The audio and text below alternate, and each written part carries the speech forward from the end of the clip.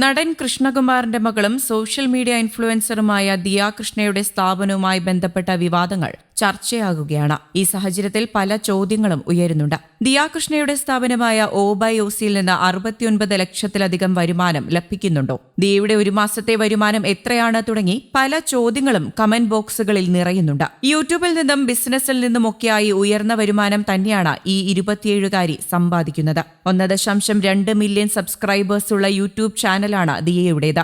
ഗൂഗിളിന്റെ കണക്കുകൾ പ്രകാരം ഇത്രയും സബ്സ്ക്രൈബേഴ്സ് ഉണ്ടെങ്കിൽ ഒരു വ്യക്തിക്ക് മാസം കുറഞ്ഞത് 7.5 ലക്ഷം രൂപയെങ്കിലും വരുമാനമായി ലഭിക്കും. ഗൂഗിൾ പറയുന്നതനുസരിച്ച് 19 മുതൽ 26 ലക്ഷം രൂപ വരെ വരുമാനം ഇവർക്കുണ്ടെന്ന് വ്യക്തമാണ്. ഇതുകൂടാതെ പ്രൊമോഷൻ വീഡിയോകളും ബിസിനസ്സിലൂടെയുമെല്ലാം ദിയയ്ക്ക് വരുമാനം ലഭിക്കുന്നുണ്ട്. ബ്രാൻഡ് കൊളാബറേഷനുകൾ, സ്പോൺസേർഡ് പോസ്റ്റുകൾ, paid advertisements, YouTube monetization, product featuring തുടങ്ങിയ അനവധി വരുമാന സ്രോതസ്സുകളാണ് ഈ 27കാരിക്കുള്ളത്.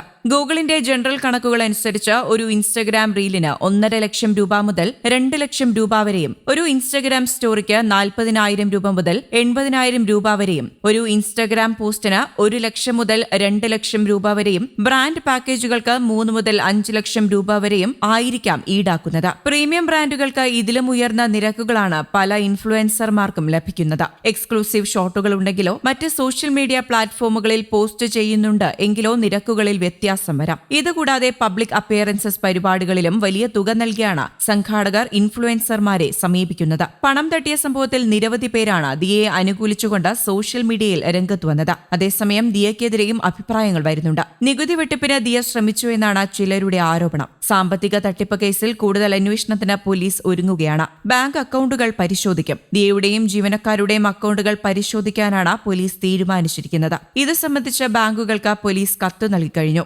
ജീവനക്കാർ കുറ്റം സമ്മതിക്കുന്ന വീഡിയോ കൃഷ്ണകുമാറിന്റെ ഭാര്യ സിന്ധു കൃഷ്ണകുമാർ കഴിഞ്ഞ ദിവസം പുറത്തുവിട്ടിരുന്നു. സാമ്പത്തിക തട്ടിപ്പിൽ പരസ്പര ആരോപണങ്ങളായിരുന്നു നടന്നുകൊണ്ടിരുന്നത്. ഇതിനിടെ കൃഷ്ണകുമാറിന്റെ ഭാര്യ സിന്ധു കൃഷ്ണകുമാർ പുതിയ വീഡിയോ പുറത്തുവിടുകയായിരുന്നു. ദിയ കൃഷ്ണയ്ക്കും കൃഷ്ണകുമാറിനും എതിരായി ജീവനക്കാരായ 3 സ്ത്രീകൾ കൃഷ്ണകുമാറിന്റെ മകളും നടിയുമായ അഹാന കൃഷ്ണകുമാറിനോട് ഇതിനിടെ കൃഷ്ണകുമാറിന്റെ ഭാര്യ സിന്ധു കൃഷ്ണകുമാർ പുതിയ വീഡിയോ പുറത്തുവിടുകയായിരുന്നു. ദിയ കൃഷ്ണയ്ക്കും കൃഷ്ണകുമാറിനുമെതിരായി ജീവനക്കാരായ 3 സ്ത്രീകൾ കൃഷ്ണകുമാറിന്റെ മകളും നടിയുമായ അഹാന കൃഷ്ണയോട് തെറ്റ് ഏറ്റുപറയുന്നതാണ് ദൃശ്യങ്ങളിലുള്ളത്. വീഡിയോ പുറത്തുവന്നതോടെ ഇരുവിഭാഗങ്ങളും നൽകിയ കേസിൽ കൂടുതൽ അന്വേഷണം ആവശ്യമായി വരും. ഇരുവിഭാഗവും പരാതി നൽകാൻ വൈകിയതിലെ കാരണവും പോലീസ് അന്വേഷിക്കുന്നുണ്ട്. 69 ലക്ഷം രൂപ സ്ഥാപനത്തിലെ QR കോഡ് മാറ്റി തൊഴിലാളികളായ 3 സ്ത്രീകൾ തട്ടിപ്പ് നടത്തിയെന്നതാണ് കൃഷ്ണകുമാറിന്റെ മകൾ ദിയ കൃഷ്ണയുടെ പരാതി. ഈ പരാതിക്ക് ശേഷമാണ് ജീവനക്കാരായ 3 സ്ത്രീകൾ തങ്ങളെ ജാതീയമായി അധിക്ഷേപിക്കുകയും തട്ടിക്കൊണ്ടുപോവുകയും ചെയ്തുവെന്ന പരാതി നൽകിയത്. QR കോഡ് മാറ്റാൻ നിർദ്ദേശം നൽകിയതും പണം കൈമാറാൻ നിർദ്ദേശിച്ചതും